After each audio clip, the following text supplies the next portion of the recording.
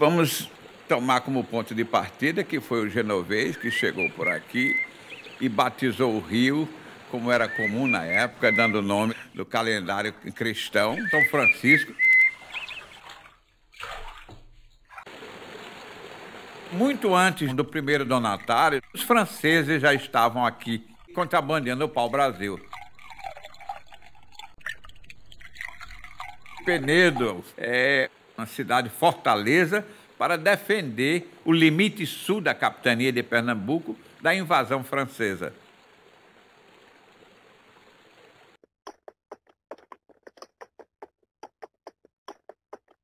O índio não deixava entrar o sertão. Então, a solução foi subir o litoral fluvial. E vai subindo e vai até o Piauí.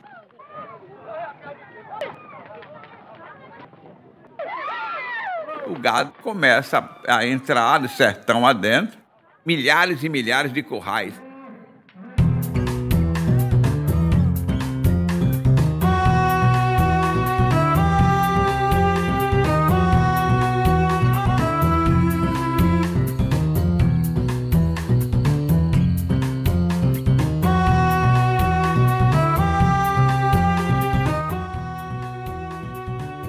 Em Januária, o terreno é propício à cana-de-açúcar.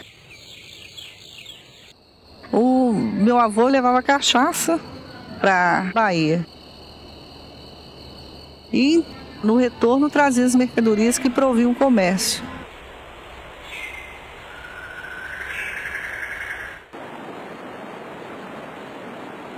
Os colonos, eles tinham como provedor o coronel, que eram os fazendeiros.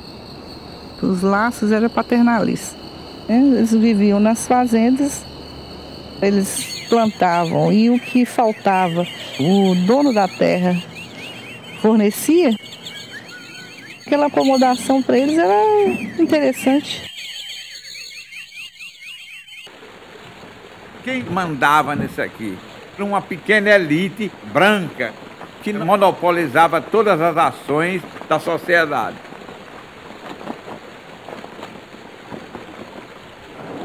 O ambiente tradicional justamente nega o valor da inteligência. Ele quer aquela coisa que não muda, que estagnou. Porque qualquer ideia nova, ele não quer nem analisar. Se é novo, me ameaça.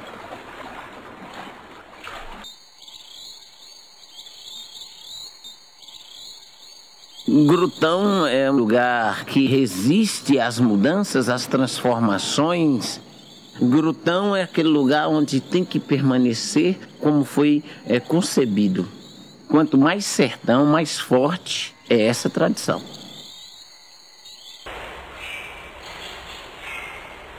O negócio era muito na base da porrada, entendeu? Matava-se e não acontecia nada. Quem julgava, dava sentença, absolvia era o coronel. O governo dava o seu referendo dizendo o que o coronel fulano de tal fizer está feito. E isso amedrontou muito o ribeirinho. Havia uma característica social igual, desde Minas até o litoral. É uma identidade.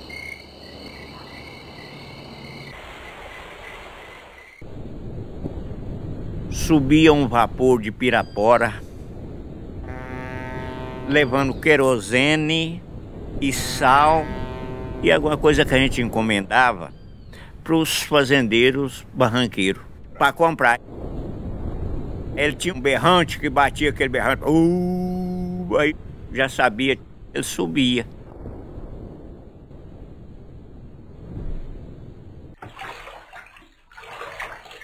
Às vezes comprava, pagava na hora ou às vezes ficava para pagar na volta, porque eu nunca que tinha dinheiro na hora, né?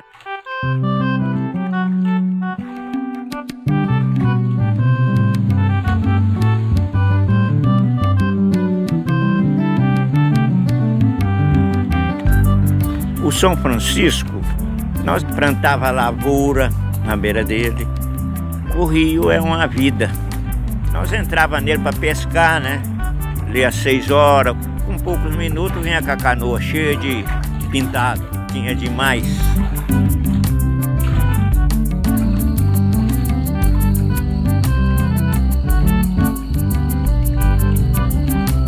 A floresta ainda existia nas margens do rio e isso mantinha o rio em boas condições.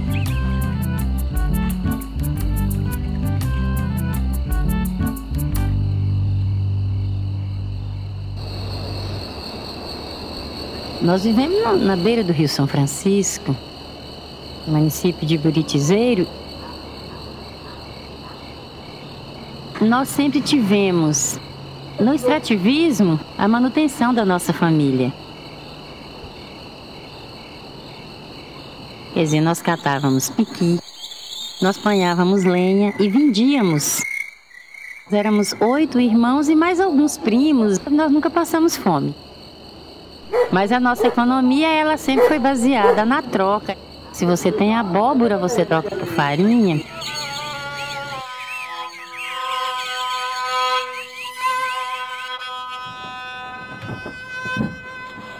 É coisa bonita que eu acho, a mamona madura no cacho. Eu tô com o dinheiro no bolso, eu já tô com a peneira no braço. A mamona já deu baixa, como é que a pobreza passa? Ô, segura o preço da mamona, lavrador. A mamona já deu baixa, como é que a pobreza passa? Ô, segura o preço da mamona, lavrador.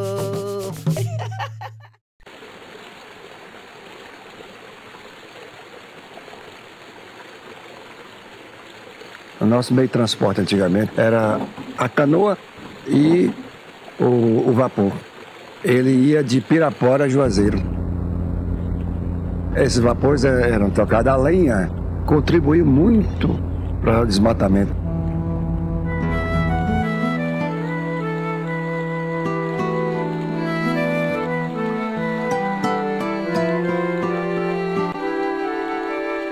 Num raio de 700 quilômetros, nós tínhamos 3 locais de estudar.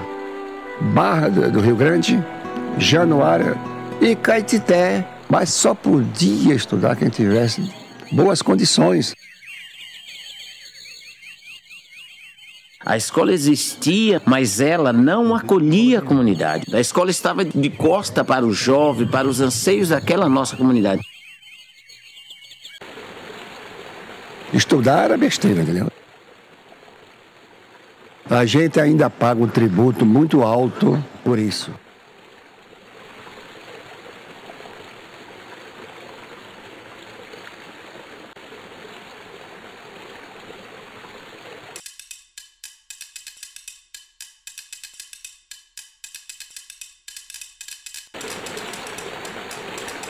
O rio, antigamente, ele enchia e vazava muito.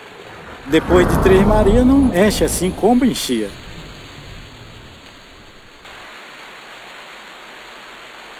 O caudal normal do rio, na cheia, era 20 vezes superior à vazão nos meses em que as águas da chuva não chegavam. Para mim, o início da história era antes das barragens.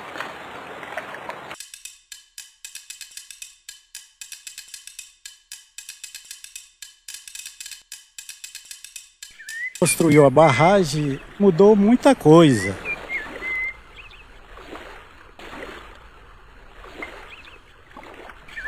Para mim, o Juscelino abriu o Brasil para desbravar o nosso sertão.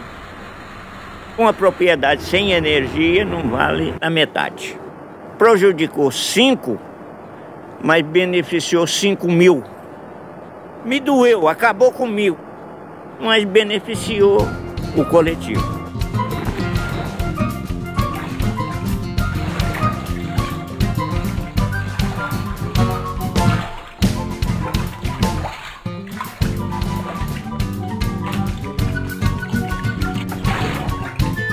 Era grande a quantidade de peixe que tinha nesse rio.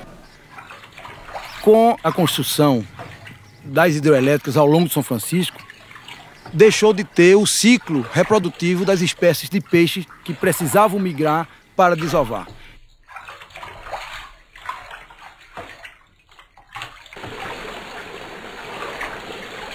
E nessas últimas décadas, o homem tem sido o maior responsável pela degradação da bacia. Interferindo, inclusive, com fatores que favorecem a diminuição do estoque pesqueiro. Os barramentos, os projetos de irrigação, desmatamento. A barragem prendeu as águas de centenas de cólogos, era a vitamina do rio. Esse peixe foi desaparecendo.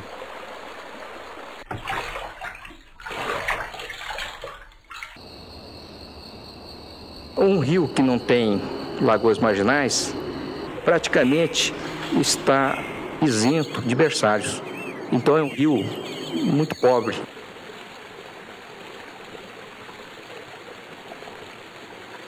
Estamos vendo outros 3 tipos de agressões, que é o desmate, a atividade agropastoril e também a queimada. O dano ao meio ambiente foi muito grande, destruindo mata, destruindo barranco. Essas agressões geralmente trazem pouco lucro àquele proprietário que a pratica.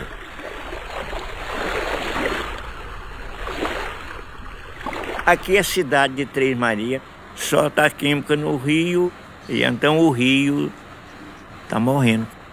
Mas a firma é muito poderosa, então o rio vai acabando. Não tem uma bacia para esgoto, estão sendo tudo prejudicado. Não pode beber aquela água, o gado se beber morre, peixe morre demais aí para baixo.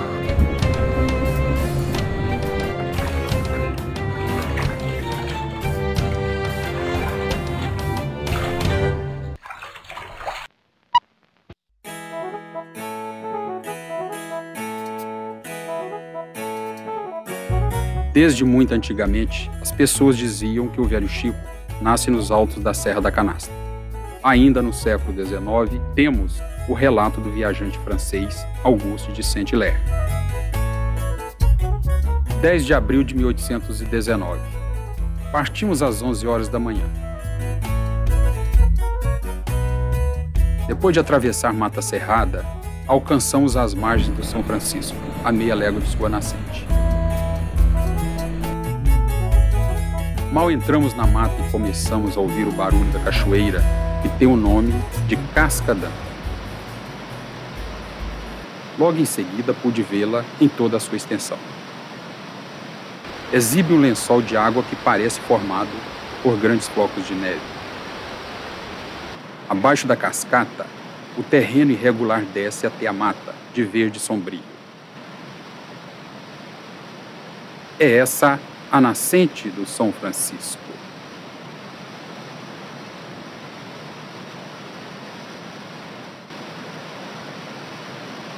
Eu me interessei pela questão da verdadeira nascente do São Francisco, porque quando subi de caiaque rumo às nascentes, percebi que o rio Samburá era o maior. Imagens de satélites permitiram lançar uma nova luz sobre a localização exata da nascente do São Francisco. Por estas imagens, fica bastante fácil identificar o local da verdadeira nascente, da nascente geográfica do Velho Chico. No ponto onde os 2 rios se encontram, Samburá já tem volume de água bem maior.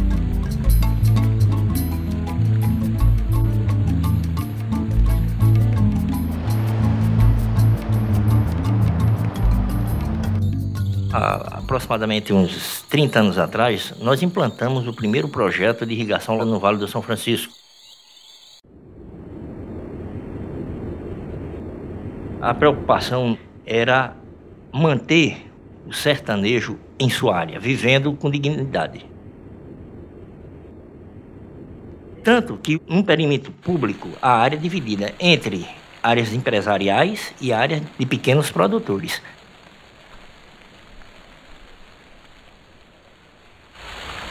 A água hoje é um insumo bastante caro.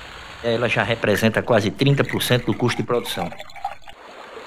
No entanto, nem todo mundo tem acesso ao processo de usar um método adequado. Então hoje o que é que nós vemos? Desses pequenos produtores, não temos mais de 5% deles. pequeno produtor está em uma situação total de miséria.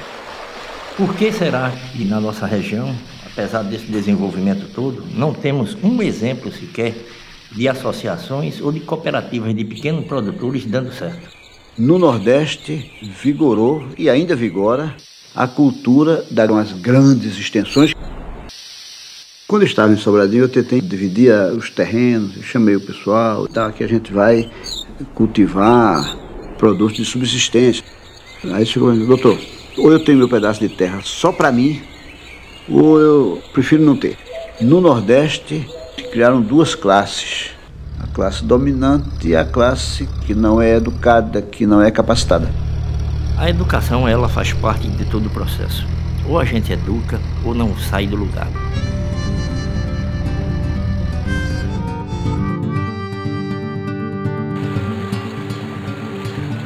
O rio era navegável, aqui de Pirapora à Bahia. Mas a navegação que acabou. Não existe mais dragagem. E o rio está muito assoreado. As chatas que são as que carregam a mercadoria. Que elas estão paradas aí já tem uns 4 anos, 5 anos, já não viajam mais. É hoje que a paia da cana voa, é hoje que ela tende a voar.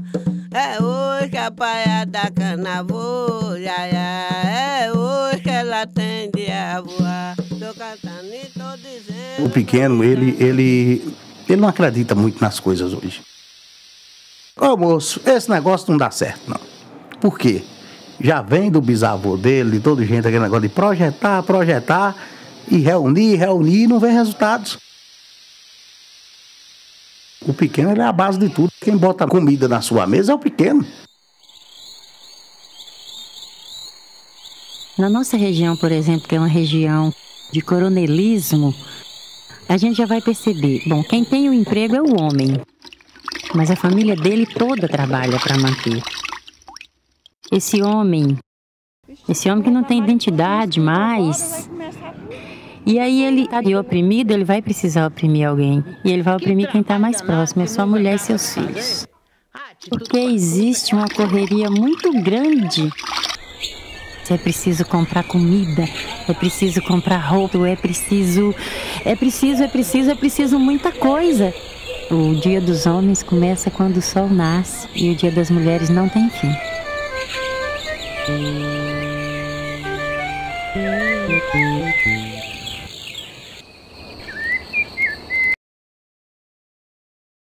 O progresso conspira contra o bem-estar, porque o progresso, quando ele chega em função de fortalecer o capital de quem determina a ação do progresso.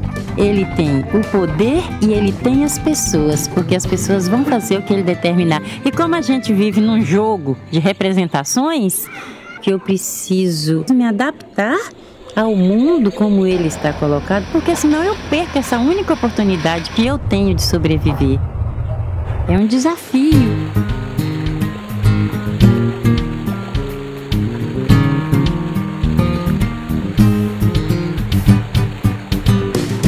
Eu acho que o progresso verdadeiro é aquele que faz com que os pequenos cresçam.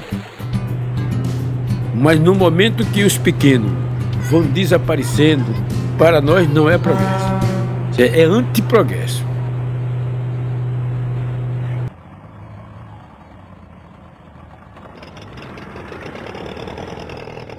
Apesar de a gente estar num momento totalmente diferente, as pessoas não querem correr e a luta, as pessoas querem um emprego.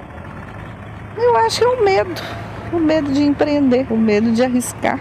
Eles não pensam no vencer, eles pensam no perder, o medo de perder.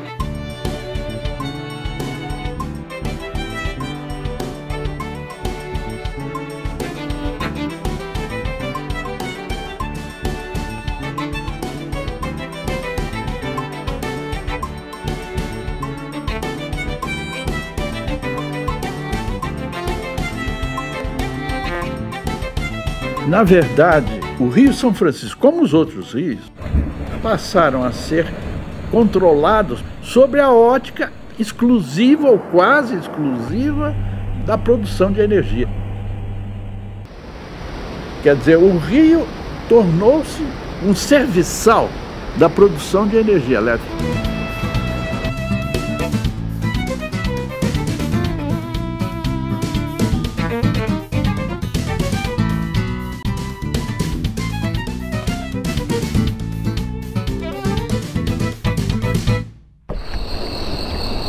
O Velho Chico é velho por ser repleto de histórias, mas qualquer rio, a cada instante, torna a nascer de novo.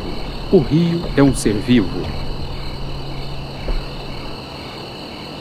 A educação na essência, tem como grande missão transformar a pessoa para melhor. Melhor saber falar, melhor saber ouvir, melhor argumentar, melhor se inserir na sociedade.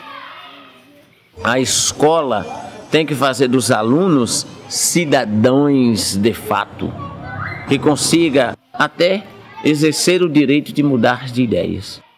Quanto mais educado é um povo, menos submisso ele vai ser. Mais transformador ele tem que ser. Isso aqui é um lugar de muita conquista. A gente vê perspectiva de mudança toda hora dentro da escola. Uma escola pequenininha, na Ilha do Maçangano, com 165 alunos, né? E a gente tem um computador dentro da nossa escola. O maior desafio é você transformar. Você não pode transformar num piscar de olho.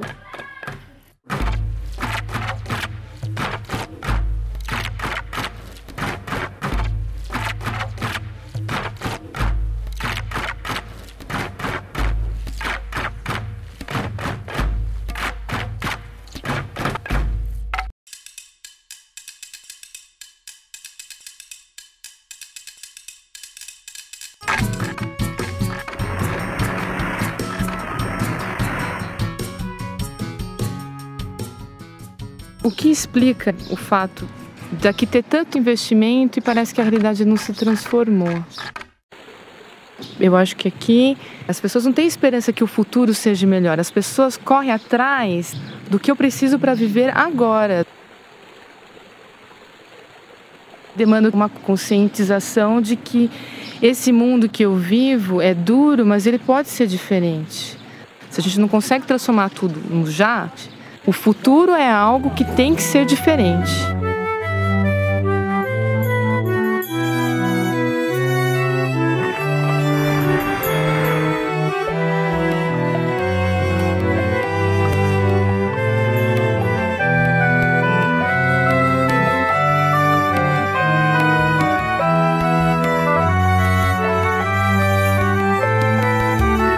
A clima e a necessidade de mudanças.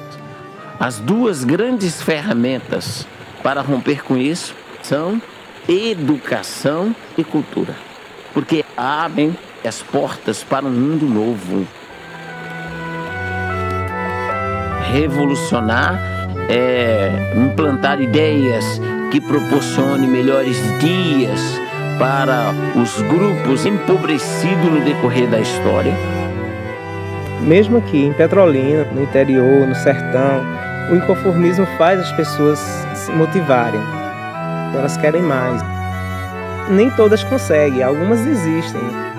Mas tem muita gente aqui inconformada, mas continua lutando, criando. É necessário ser teimoso mesmo e não desistir.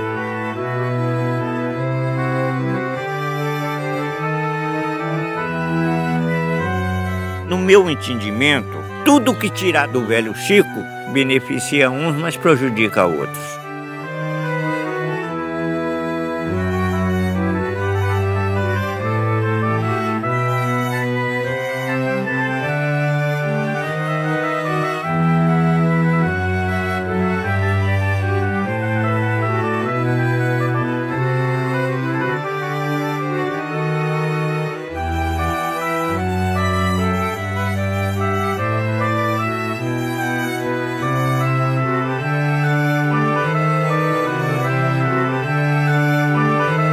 sei como é que vai ser daqui 10 anos.